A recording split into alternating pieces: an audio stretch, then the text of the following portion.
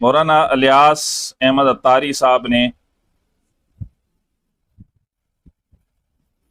दर्द का वजीफा बताया है। क्या ये याद करके पढ़ना चाहिए? वजीफा है कि दाता साहब की गोरी और वही काली रात। की जगह पर हाथ रख दे और पढ़े दादा साहेब की घोड़ी। देखो बुजुर्ग होंगे तो इनकी तरफ ये मंसूब होगा।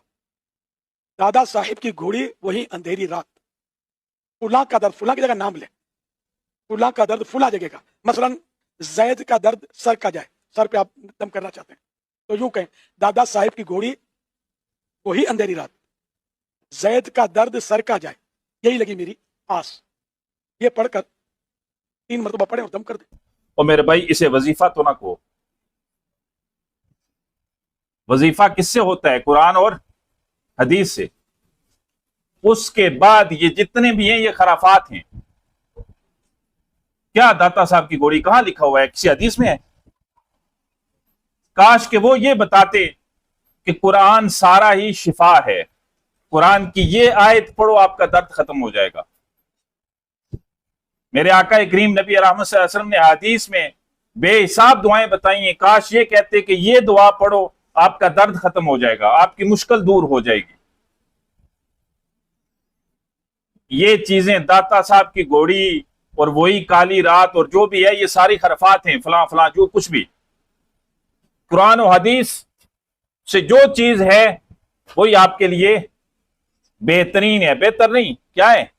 बेहतरीन है। और फिर मैं एक दिन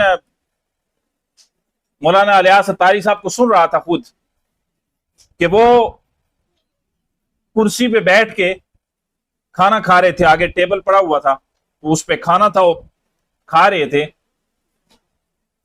तो उनमें से किसी ने पूछा कि हजरत आप पहले नीचे बैठ के खाना खाते थे, आज कुर्सी पे बैठ के खाना खाते हैं। तो उन्होंने जवाब दिया कि मेरे घुटने में दर्द है। आप ये वीडियो सर्च कर लीजिएगा, मेरे घुटने में क्या है?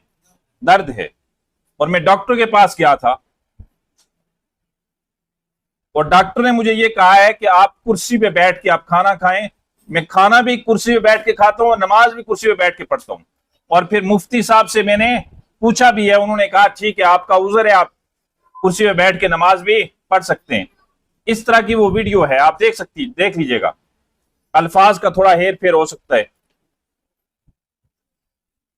अगर दाता साहब की घोड़ी वाला ये जो भी था फलां फलां वाला, अगर ये मंत्र काम करता तो उनके अपने घुटने पर काम क्यों नहीं किया? उन्होंने अपने घुटना पकड़ के दाता साहब की घोड़ी वाला मंत्र क्यों नहीं पढ़ा? पढ़ते ना, फिर दर्द खत्म हो जाता। नहीं, उन्होंने ऐसा नहीं किया। वो उसके मुतलका बंदे के पास गए, दर्द था डॉक्टर के पास गए। दर्द का इलाज कौन करता है? डॉक्टर करता है। वहां दाता साहब की घोड़ी अपने ऊपर क्यों नहीं चला? फिर लोगों को बताते हैं कि दाता साहब की घोड़ी पड़े और ये दर्द खत्म हो जाएगा, तो अपना दर्द घुटने का क्यों नहीं गया? इसकी जगह काश के वो बताते कि कुरान की ये आयत पढ़िए, कुरान की ये सूरा पढ़िए, सूरह कुरैश पढ़िए, आपका दर्द अल्लाह उसको शिफा में बदल देगा। तो कुरान तो मोमिनीन के लिए, कुरान क्या कहता है? कुरान मोमिनीन के लिए शिफा भी है और रहमत भी है। तो ये याद वाद करने की जरूरत नहीं है। ये टोटल खराफात हैं। अल्लाह हमें कुरान और हदीस पे अमल करने की तौफीक अता फरमाए।